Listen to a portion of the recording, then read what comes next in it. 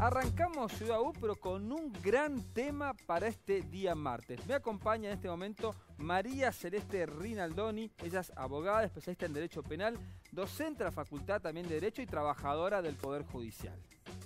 Bienvenida. Muchas gracias por la invitación.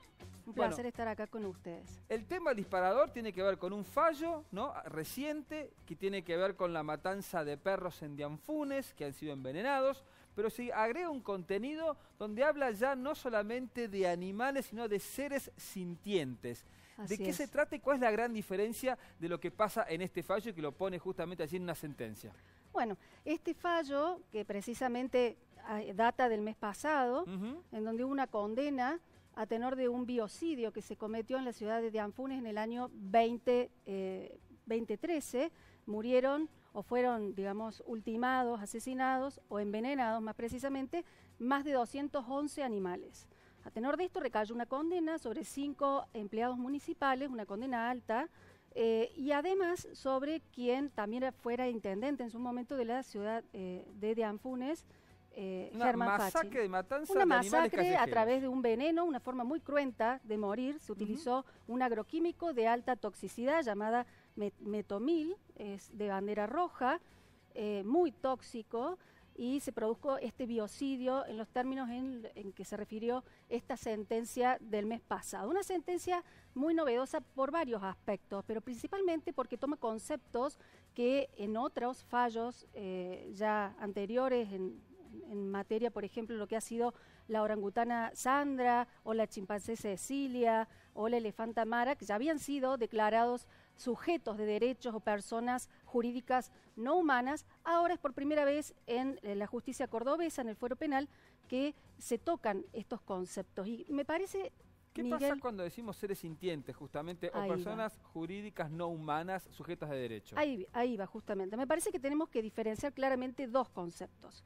Uno es el concepto, digamos, de corte biológico o antropológico, si uno quiere referirse en cierta forma, cuando aludimos a seres sintientes o animales no humanos. A esto hay que diferenciarlo de otro concepto que es estrictamente jurídico, que es el de persona no humana o persona jurídica no humana, o de sujetos de derechos, que es lo mismo básicamente, que tanto se escucha últimamente y sobre todo a partir de este fallo que ha tenido mucha profusión en distintos medios e incluso no solamente nacionales sino internacionales. Entonces, cuando hablamos de animal no humano o de ser sintiente en este concepto biológico, significa que los animales no humanos, para diferenciarlos de la especie humana o los demás animales, como les gusta también referirse a los animalistas en ese punto, tienen la capacidad de sentir. Ya hoy nadie duda que los animales sienten dolor, placer, porque todos tenemos animales de compañía y podemos ver esto, advertir que sufren estrés, angustia, etc. Entonces, a eso alude el concepto biológico, un concepto que ya fue esbozado, en cierta forma, esto de la sintiencia animal, por Jeremy Bentham, el padre del utilitarismo, por allá por el siglo XVIII, que él decía, no importa si los animales no pueden hablar o no importa si no pueden razonar, lo que importa es que pueden sentir, y si un ser sufre, ¿no es cierto?, no podemos y no hay justificación moral alguna para rehusar tomar en consideración ese sufrimiento. Esto luego también es tomado por Peter Singer, que es un filósofo, creador, digamos, por así decirlo, de la teoría del bienestarismo, que decía, y bueno, si el ser humano va a valerse de los animales, más o menos palabras, ¿no? Va a valerse de los animales para consumo, para transporte, etcétera, por lo menos hay que procurar que en esa utilización que hacemos los seres humanos respecto de los animales, estos seres vivos que sienten no sufran en lo que hace su integridad física ni tampoco psíquica. Bien. ¿Sí? Y luego... Y relación a esto, entonces, el fallo, ¿qué es lo que incorpora? Porque también decías estas dos categorías, ¿no? Claro. Y hay una evolución sobre el derecho animal. Hay toda una evolución. Entonces, el fallo utiliza expresiones tales como seres sintientes, utiliza también el término persona no humana, sujetos de derechos, en el mismo sentido en que venimos exponiendo. También habla de la declaración de Cambridge, que es del año 2012, que es un manifiesto en donde se habían reunido en su oportunidad en esta ciudad de Cambridge, en Inglaterra, 13 neurocientíficos de destacadas instituciones que concluyen con evidencia científica en que, si bien algunos animales no tienen, o algunos seres que habitan la Tierra no tienen neocórtex, que solamente lo tenemos algunas de las especies más evolucionadas, se concluye en sentido de que sí tienen conciencia.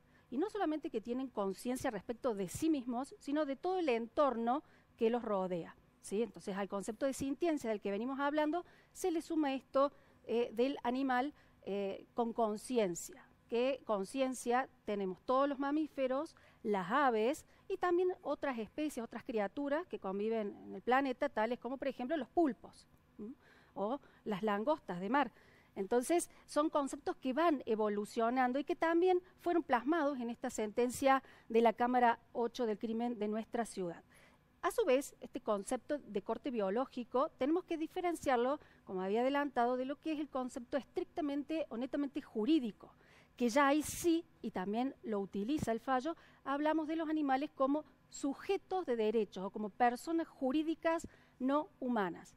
¿Qué significa esto? Significa que, a tenor de todas estas declaraciones que mencionaba recién, como ser sintiente y que tienen conciencia, por tal motivo no podemos nosotros seguir jurídicamente considerándolos cosas, como hoy se los considera en nuestro derecho civil, porque no se ha modificado el Código Civil al respecto, y sí en otras legislaciones del derecho comparado, sino que tiene que otorgársele el carácter de sujetos de derecho, es decir, de titular no de los mismos derechos ni de todos los derechos que tenemos los humanos, pero al menos sí de determinados derechos que son básicos y que deben serles reconocidos a los animales no humanos y en el orden jurídico, y que ya no podemos hablar más entonces del animal como cosa. Y esto sí.